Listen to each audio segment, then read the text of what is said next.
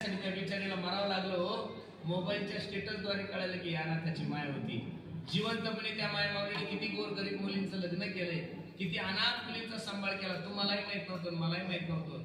म्हणून सर्वांना माझी विनंती, कोणाची आठवण महाराष्ट्र करत नाही, कोणाची आठवण महाराष्ट्र करत. ज्यांनी या समाजासाठी काही योगदान दिलेलं आहे, ज्यांनी या समाजासाठी काही कार्य केलेलं आहे, ज्यांनी गोरगरिबाच्या दुःखामध्ये त्या गरिबांना साथ दिलेली, असेच लोक आहे ना महाराज. अशाच लोकांची कीर्ती या जगामध्ये राहते. महाराज सांगतात, गेले दिगंबर ईश्वर